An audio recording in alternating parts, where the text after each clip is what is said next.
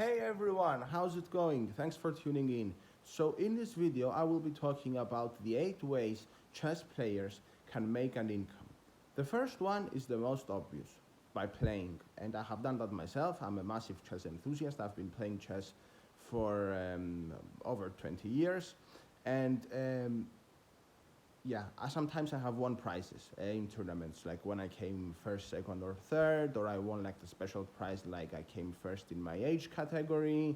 If I was a female, I could have won the prize for the best female. So by playing in competitions, which can be nowadays both online and offline, and finishing in the top 3 places is the most common way for chess players to make an income. Obviously, the income depends on the competition, on the level, and all those things. So that's the first way.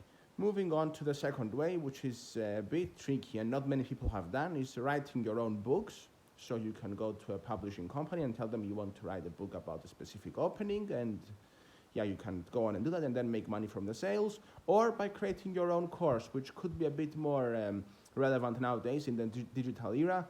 For example, go to a website like Chessable and make your own course there about your favorite opening, for example, like the Sicilian defense.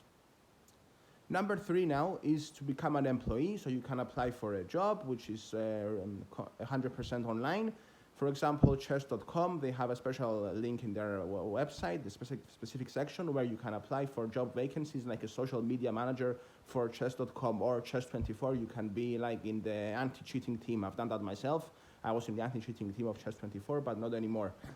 Number 4 is commentating, and obviously for that one you need to be like a very good player so that people will want you to commentate on the tournament, and you will agree if you will get paid for that or not.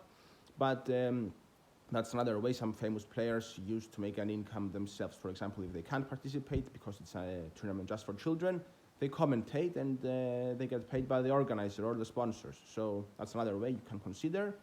Moving on to number 5, which is extremely popular nowadays, and there are so many famous players doing it. It's streaming online, specifically on Twitch, even on YouTube, but mainly on Twitch. And yeah, on Twitch you can build an audience, you can stream, and you can become a Twitch partner eventually and make some income from there. Of course, it depends your level, it depends if you have many followers, but that can be built. So streaming is another option.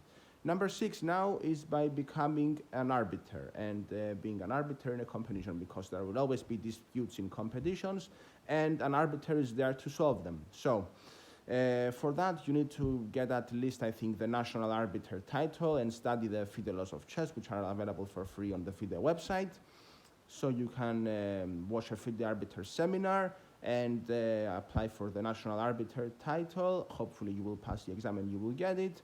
There are FIDE arbiter seminars online now because of everything that's going on in the world. It makes it easier, like there is no need to commute and pay for accommodation and all that. You just pay the fee, you watch the seminar, and hopefully you pass the exam and you get the national arbiter title. And then you can be eligible to apply eventually for the FIDE arbiter title when you make 3 FIDE arbiter norms apart from passing the exam. Moving on to number 7, and that is something I have done myself, along with number 6, arbiting. Number 7 is coaching. And yeah, I have done that myself. I have been teaching people for quite a few years now, more than 5 years. People of all ages, and that includes children, adults, weaker players, beginners, intermediates. Yeah, but generally the rule there is that you want to teach people that are weaker to you.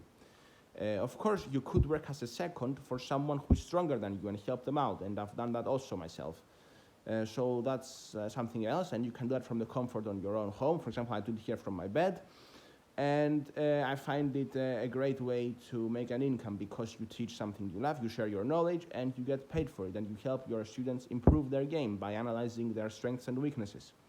Lastly, I'm moving now on to number 8, which is something I also do myself and is by far the best way for a chess player to make an income, and that is to admit that from the first 7 ways I have mentioned above, it is possible to make an income, but unless you are like a very famous player and you are at least over 2300, the chances you can make a serious income are limited. And to admit that chess can be your hobby, you can go and play in tournaments and all that, but the main way to make an income for a chess player I would highly recommend to check out is by starting a side hustle.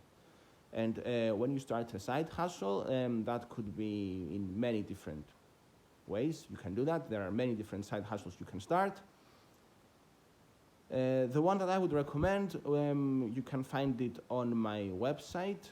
So I have a website, you can find the link in the description, and the link is www.nikolassketos.co.uk, where you can insert your name and email and watch a free web class by my mentors, who will teach you the 3 secrets they use to generate a consistent income online, and how you can do exactly the same even if you do not have any previous experience, any qualifications, or any product to sell. So thank you very much for tuning in. If you are a subscriber, I will see you at the next video, and bye for now.